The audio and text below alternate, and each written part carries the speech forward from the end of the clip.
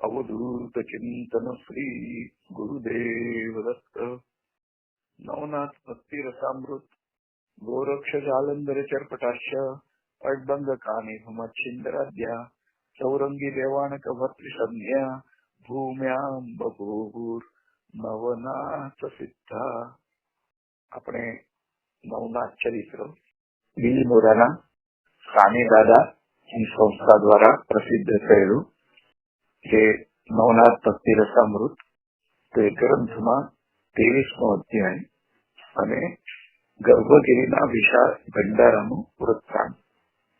ગત પ્રવચનમાં આપણે જોઈ ગયા મત્સ્યનાથનું આવું મધુર સંભાષણ સાંભળી ગોરક્ષ મનમાં વિચાર કરવા લાગ્યા કે આજ સુધી ગુરુદેવ કનક ધોળીની ચિંતા કરતા હતા અને એક નાની સોનાની ઈંટ માટે આક્રંદ કરતા હતા, વિલાપ કરતા હતા અને ગમે તેમ બોલતા બબડતા હતા.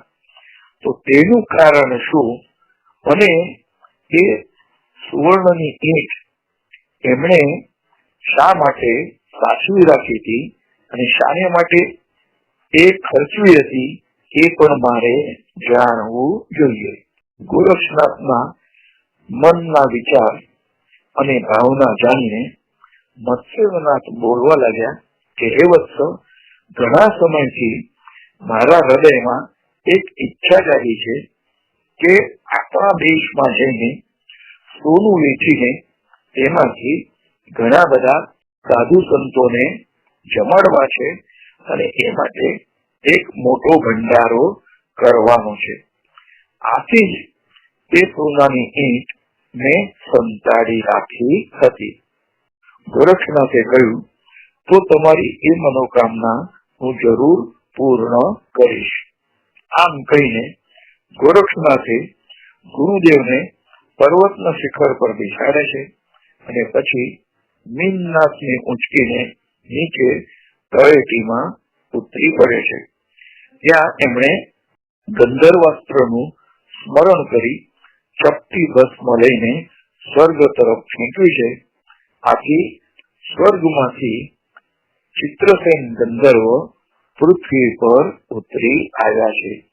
તો ગોરક્ષનાથને પ્રણામ કરીને બે હાથ જોડીને તેઓ કહેવા લાગ્યા કે આજ્ઞા આપો, મને શા માટે બોલાવવામાં આવ્યા છે? ત્યારે ગોરક્ષનાથે કહ્યું કે ગંધર્વરાજ, બીજા થોડા ગંધર્વોની મદદ લો અને તેમને પૃથ્વી પર મોકલીને એક જબરદસ્ત સાધુ મેળાનું આયોજન કરો. નાના મોટા વૈરાગીઓ, જપી તપી સાધુ, સંન્યાસીઓ, તપસ્વીઓ વગેરેને ભેગા કરો અને સુરવર, ગંધર્વ, દેવ, દાનવ, કિન્નરો વગેરેને પણ બોલાવો અને પછી એક મોટા ભંડારાનું આયોજન આપણે કરવાનું છે અને બધાને માટે અતિ સુંદર મેવા મીઠાઈ અને પકવાન યુક્ત ભોજનનો પ્રબંધ તમારે કરવાનો છે. તો ગોરક્ષે આ પ્રમાણે ચિત્રસેન ગંધર્વને જણાવ્યું છે અને ચિત્રસેને 100 ગંધર્વોને સાધુ મેળાના આયોજન માટે પસંદ કરીને દશે દિશામાં દેવો, દાનવો, કિન્નરો, ગંધર્વો, અશ્વિની કુમાર તેમજ અષ્ટવસુઓ ઉપરાંત જપી તપી યોગી સાધુ સંતો ને આમંત્રણ આપવા મોકલી દીધા છે. તો આમંત્રિતોની અપરિમિત યાદીમાં બ્રહ્મા, વિષ્ણુ, મહેશ, નવનાથ આદિ ઋષિ મંડળ, શુકાચાર્ય, દત્તાત્રેય, યાજ્ઞવલ્ક, વશિષ્ઠ, વામદેવ, કપિલ, વ્યાસ તેમજ પરાશર, નારદ, વાલ્મીકી વગેરે પણ હતા. તેમજ 88,000 ઋષિ સમૂહોને દેવ કિન્નરો સાથે પણ તેમણે આમંત્રણ આપ્યું છે. મત્સ્યનાથના નામે આમંત્રણ કરવામાં આવ્યા અને બધા જ ખૂબ આનંદ અને ઉત્સાહમાં ગર્ભગીરી પર્વત સ્થાનમાં આવવા લાગ્યા છે. આકાશ માર્ગે વિમાન દ્વારા વસુનાથ ઉપરીચર વસુ પણ આવી પહોંચ્યા છે અને તેમણે આવતાની વારમાં જ મત્સ્યેન્દ્રને કિલોતળાનો વૃત્તાંત કર્યો છે કે કિલોતળા ઉર્ફે મૈનાકીની ધરતીનું સ્ત્રીયા રાજ્યનું નિવાસ સ્થાન છોડીને પછી સ્વર્ગમાં સિંહલ દ્વીપમાં પોતાના સ્થાને પાછી ફરી છે અને અત્યંત વિરહ વેદનામાં દિવસો ગુજારી રહી છે. શરીર એકદમ ક્ષીણ થઈ ગયું છે અને તમને મળવાની તેને ઉત્કટ ઈચ્છા છે, છતાં એ કેવી રીતે આવે તો તેને તમારા તેમજ ગોરક્ષ અને નીલના ખબર અંતર પણ પૂછ્યા છે. ત્યારે મત્સ્યેન્દ્રનાથે અતિ ભાવુકતાથી સંદેશો આપ્યો કે અમે 3 જણા પ્રભુ કૃપાથી ખૂબ જ આનંદમાં છીએ. અને પછી તો ઇન્દ્રદેવ તેમજ સમગ્ર ભારત પરના જે પણ જપી તપી ઋષિઓ એ બધાને બ્રહ્મા વિષ્ણુ મહેશ અને ઇતર સંતો સનક સનંદન સનાતન દત્તાત્રેય યાજ્ઞવલ એ બધા ઋષિ મુનિઓને પણ આમંત્રણ આપવામાં આવ્યું. પોતાના વાહનોમાં ત્યાં ઉતરવા લાગ્યા છે.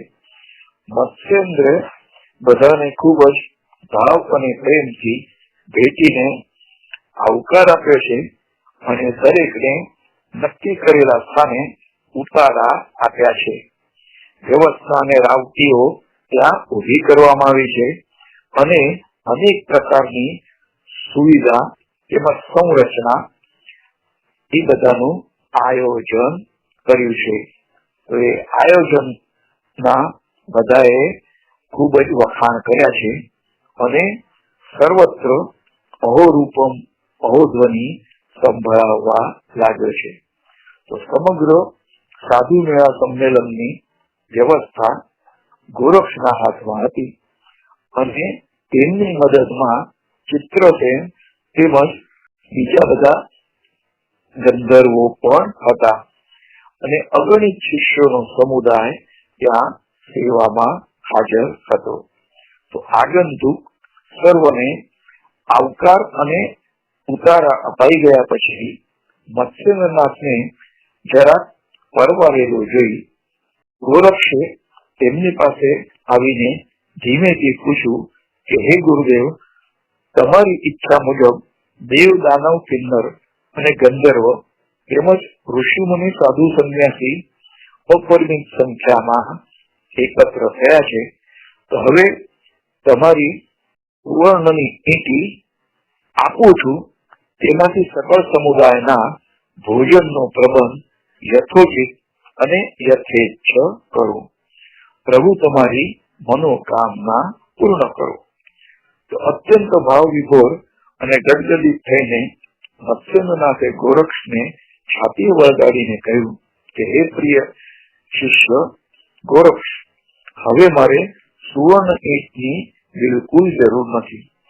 તારા જેવા શિષ્ય મારી પાસે હોય અને મારી સેવામાં હાજર હોય તો પછી મારે એ સુવર્ણ ઈંટની બિલકુલ જરૂર નથી. ગુરુદેવના અતિ પ્રેમાળ વચનો સાંભળી ગોરક્ષની આંખો અશ્રુભીની થઈ ગઈ અને ગળું તેમનું રૂંધાઈ ગયું છે. શબ્દો નીકળ્યા છે કે ગુરુ મહારાજ, આપની કૃપાના પ્રતાપે જ આ બધું શક્ય બન્યું છે. તો આજે અપ્રતિમ શક્તિ અને સિદ્ધિ ગોરક્ષને પ્રાપ્ત થઈ હતી એ ગુરુ મહારાજ મત્સ્યેન્દ્રનાથની કૃપા થકી જ હતી. એ એમણે ગુરુ સમક્ષ કબૂલ્યું છે.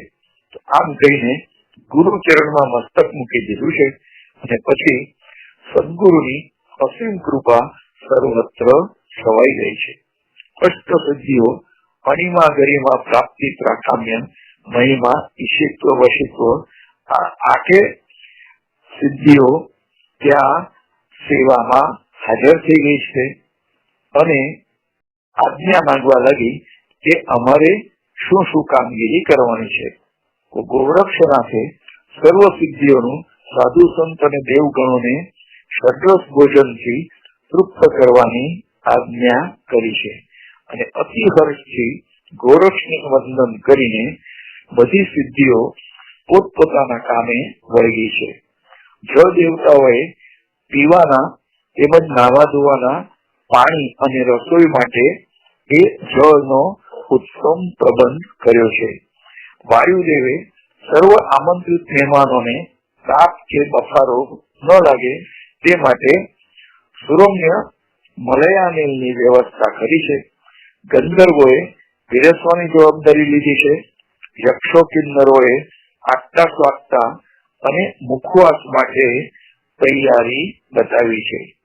તો સંમેલનની કાર્યવાહી અને સમાચારની ઉદ્ઘોષણા માટે અષ્ટવસુઓ સામે લાગ્યા છે અને સમગ્ર પરિસરમાં સંરક્ષણ વ્યવસ્થા અને ચોકી વગેરેની જવાબદારી ભૈરવોને સોંપવામાં આવી છે.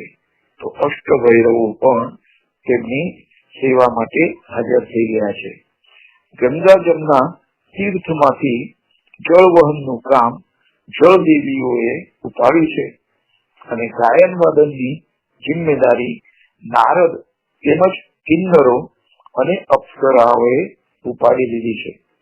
ઉપરી વસુ દ્વારા બધાને દક્ષિણા વેચવાનું કામ સોંપવામાં આવ્યું છે અને બધાને પંક્તિબદ્ધ બેસાડીને મત્સ્યનાથે ભાવપૂર્વક સફળ સમૂહની પ્રદક્ષિણા કરી છે અને જમ્યા પછી એથી પત્રાવળીઓ ઉપડવાનું કામ એ ઉમાપતિ શંકરે જાતે જ સંભાળ્યું છે.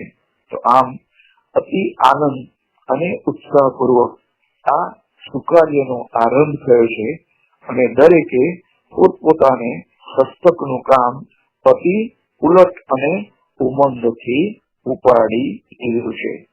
તો આમ આ અદભુત વ્યવસ્થા અને આયોજનને લીધે સકલ સમારોહ ખૂબ જ દબદબાપૂર્વક ઉજવાયો છે. સર્વત્ર આનંદ આનંદ છવાઈ ગયો છે. ત્યારે ગોરક્ષના ચિત્તમાં અચાનક ગહિનીનાથનો ખ્યાલ આવ્યો અને તેની અનુપસ્થિતિ અકળાવનારી હતી. ગોરક્ષે મત્સ્યનાથનું ધ્યાન દોર્યું છે કે ગુરુદેવ, આપણા સંમેલનમાં સમગ્ર સાધુ સંન્યાસી યતિ યોગી તપસ્વી વગેરે આવ્યા છે, પણ ગહિનીનાથ જણાતો નથી. તો તેને આપણે શું બોલાવવો જોઈએ? તો મત્સ્યનાથે ખૂબ જ ઉત્સાહમાં આવીને કહ્યું કે ચોક્કસ એને બોલાવી લો અને કોઈ ગંધર્વને મોકલીને મધુ વિપ્ર સહિત બાળ ગહિનીને જલ્દી તેડાવી મંગાવો.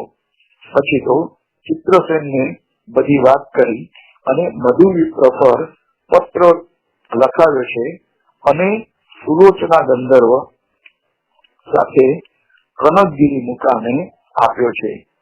તો સુલોચના ગંધર્વે કનકગીરી ગામે જઈ મધુ વિપ્રને પત્ર આપ્યો અને મધુ વિપ્ર સપરિવાર 7 વર્ષના ગહિનીનાથને સાથે સંમેલનમાં લઈ આવ્યો છે. તો નાનકડા ગહિનીનાથને ખોળા પર બેસાડીને મત્સ્યનાથે અતિ પ્રેમથી તેના કપાળે ચુંબન કર્યું છે અને પછી તેના માથે હાથ ફેરવીને આનંદ વ્યક્ત કર્યો છે. તો ત્યાં હાજર એવા બધાને અવતારી દેવી પુરુષ કરભંજન સ્વરૂપ ગહિનીનાથની ઓળખાણ કરાવી છે. તો આનંદના પરમ અવસરે શંકર ભગવાને કહ્યું કે આ નિવૃત્તિરૂપ બાળકને મારે ત્યાં મોકલી આપજો અને એને હું મારા હસ્તે અનુગ્રહ આપીશ અને બધી વિદ્યાઓમાં પારંગત કરાવીશ. તો એનો ગુરુ હું પોતે જ કહીશ. તો શંકર ભગવાનના આવા અનુપમ વચનો સાંભળીને ગોરક્ષને પરમ આનંદ થયો છે અને તેણે ભગવાન શંકરનો હાથ તત્કાળ ગહિનીનાથના માથા પર મુકાવી એને બ્રહ્મપરાયણ કર્યો છે. તો સકળ સાધુ સંતોની હાજરીમાં ગહિનીનાથ નો દીક્ષાનો સમારંભ એ સંપન્ન થયો છે અને 1 મહિના સુધી ખૂબ આનંદથી આ ઉત્સવ ઉજવાયો છે. અનેક દેવોએ પોતાની કામગીરી સ્વીકારી છે. ઓકે, દક્ષિણા આપવાની કામગીરી સ્વીકારી છે. જળ દેવતાઓએ જળ બધાઓને આપવાની તેમજ રસોઈ માટે જળ એળવવાની વ્યવસ્થા કરી છે. પછી ગોરક્ષનાથે કુબેરને કહ્યું છે કે આ ગર્ભગીરી કે જે આખો સોનાનો છે તે તમે તમારી સાથે લઈ જાઓ અને તેના બદલામાં આ બધા સાધુ સંતો મહંતોને એ લોકોની મહત્તા અને પદના પ્રમાણમાં દક્ષિણા પ્રદાન કરજો. તો કુબેરને એ આજ્ઞા પોતાના માન અને ગૌરવ વધારનારી લાગી. તો એણે અતિ આનંદથી કહ્યું કે આ સુવર્ણગીરી ભલે અહીં જ રહ્યો અને મારા અક્ષુર્ણ ધન ભંડારમાં કઈ કમી નથી. હું મારી મરજી પ્રમાણે બધાને યથેચ્છ ધન દાન દક્ષિણા અને વસ્ત્ર અલંકારો આપીશ.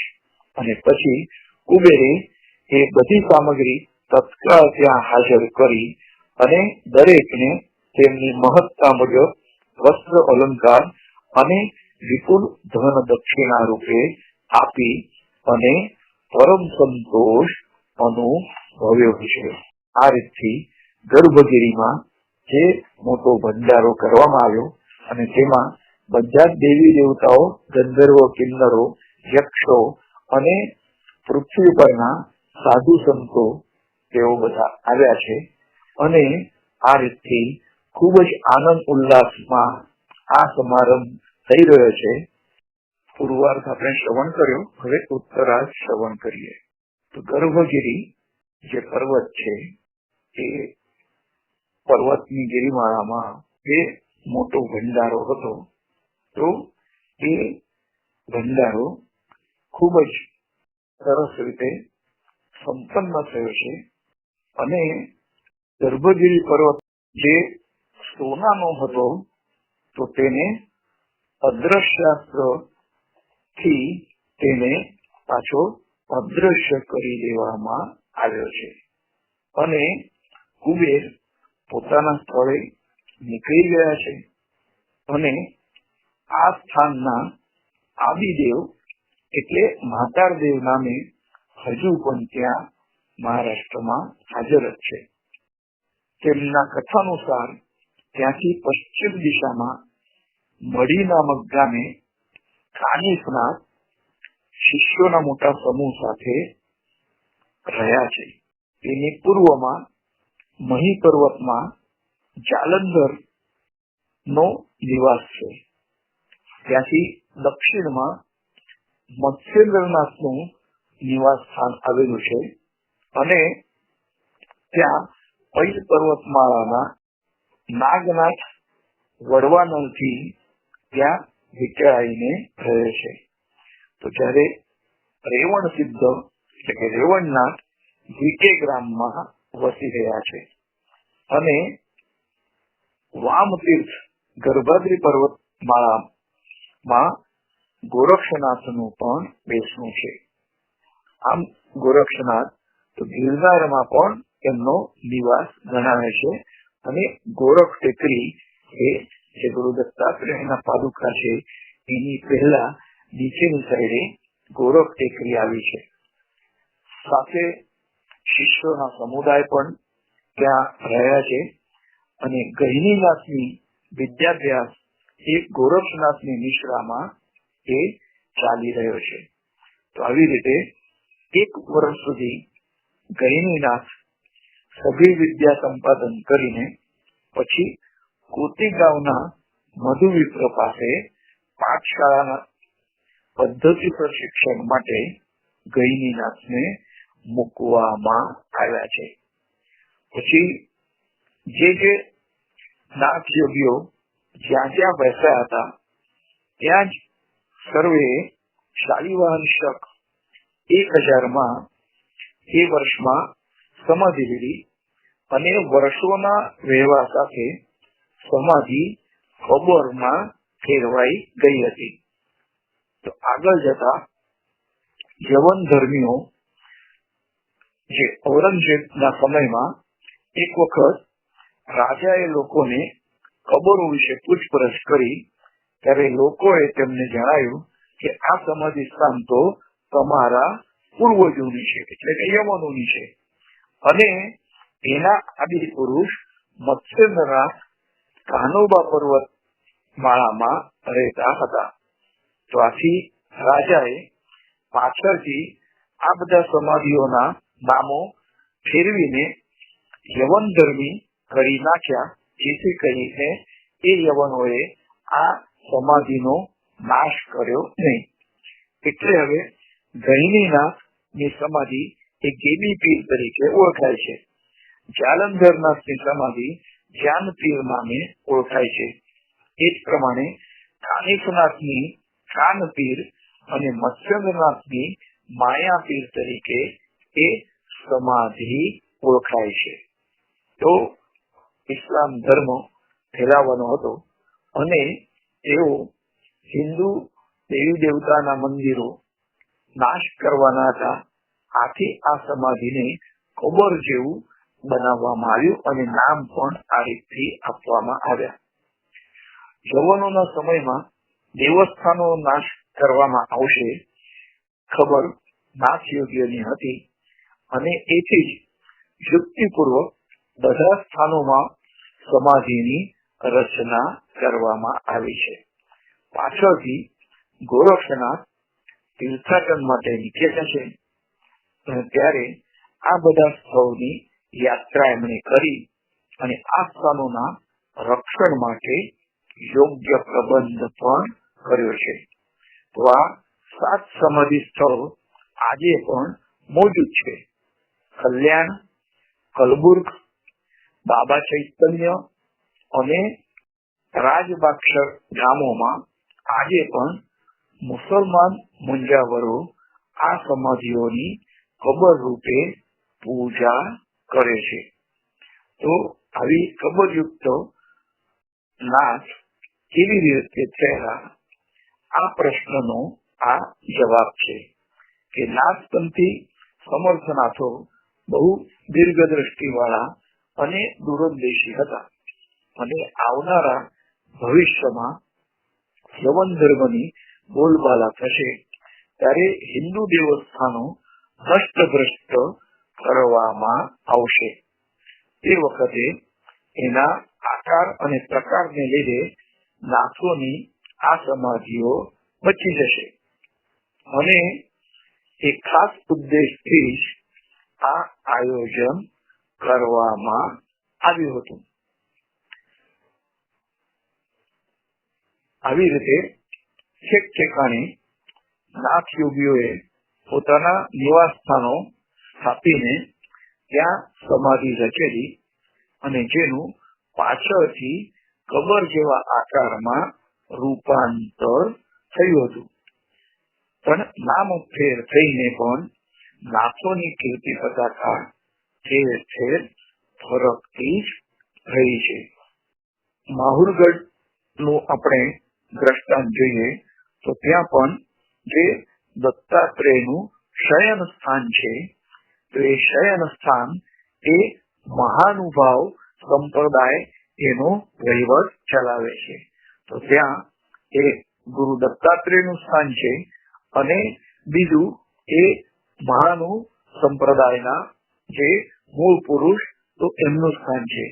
તો એ બંને સ્થાનો પણ એ કબર જેવા એની રચના કરવામાં આવી છે અને મુસલમાન પરંપરામાં જે રીતથી મોરપીંછ નો પંખો હોય છે તો એ જ રીતથી ત્યાં પણ મોરપીંછ નો પંખો અને એ બધી પરંપરા આ મુસ્લિમ પરંપરાને મળતી આવતી હોવાથી ત્યારે યવન સામ્રાજ્ય ભારતમાં ફેલાયેલું હતું ત્યારે આ સ્થાનો એ બચી ગયા છે.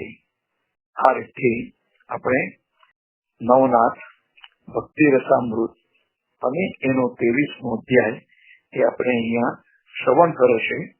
અને હવે પછી ના પ્રવચનમાં આપણે ભર્તૃહરિ એટલે કે ભર્તૃહરિનાથનું આખ્યાન શ્રવણ કરીશું. અવધૂત ચિંતન શ્રી ગુરુદેવ દત્ત. ગોરક્ષ જાલંધર ચરપટાશ્ચ અડબંગ કાનિકમચ્છિન્દ્રાદ્યા સૌરંગિરેવાણક ભર્તિ સંધ્યા ભૂમ્યામ બભૂવો નવનાથ સિદ્ધા. ભક્તિ રસામૃત અને એનો 23મો અધ્યાય અહીં સમાપ્ત થાય છે. અવધૂત ચિંતન શ્રી ગુરુદેવ દત્ત.